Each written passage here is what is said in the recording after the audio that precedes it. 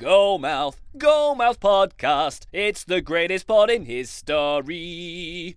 From the guys at Howler, Dirty Tackle and Total Soccer Show. Welcome you kings and queens of the Stone Age to the Goalmouth. My name's Ryan Bailey. It's January 6th, 2017, and here are the headlines that might give you an epiphany on Epiphany. Arsenal are plain sailing, the Maracanã has been abandoned, the world loves Manchester United, FIFPro hates Serbia, and we reveal the Premier League player who secretly wants to be an accountant.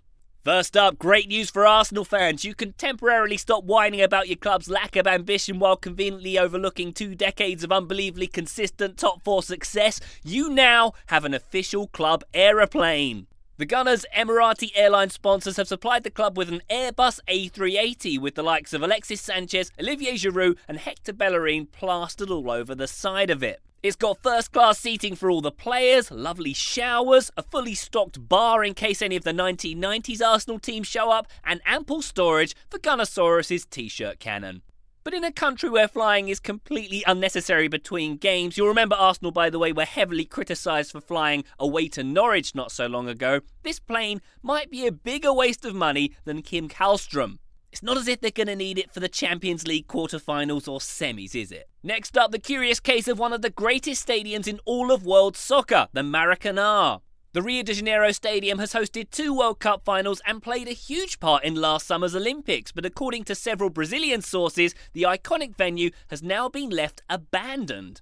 According to the Rio Times, a dispute rages on about who's supposed to maintain the stadium, so no one's maintaining it right now. Brazilian news site Lanche say the Rio Olympic Committee didn't hand the stadium back in the condition they received it, so 7,000 seats are missing, the stands contain broken glass and even food left by people at the Olympics and the Paralympics, and images on Twitter show the pitch to be in dreadful condition. As it stands, Flamengo don't even know if they're going to use the venue in 2017. Now, I've been lucky enough to visit the Maracanã 4 times, during the World Cup and the Olympics, and once even to interview Clarence Seedorf because I'm pretty fancy and important. And it's a very, very special place. It's just got a feel about it, and it's a crying shame to see it abandoned. But to be fair, the term abandoned seems a little bit strange as Neymar featured in a charity game at the stadium last Thursday. So it's a bit like saying Old Trafford is abandoned because Man United haven't been there in a week. But quite clearly things aren't right and Brazilian local government is failing even by its own shocking standards. Next up, it's interactive survey time. The folks at 442 have compiled a lovely interactive map showing which countries love which Premier League teams.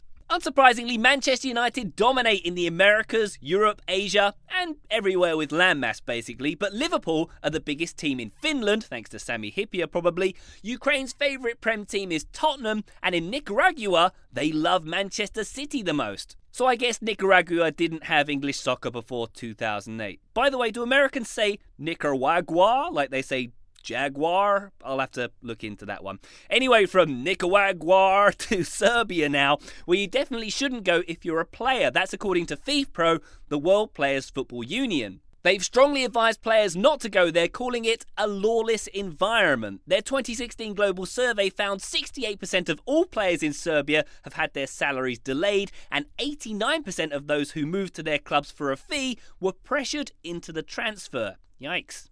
And finally, the Premier League footballer who dreams of being an accountant, and not the Ben Affleck-y, shooty kind of accountant, the one that looks at Excel spreadsheets in an artificially lit room all day kind of accountant.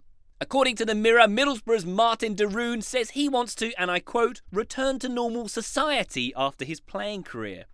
He says a friend of his is an accountant and he's very tempted to work in an office.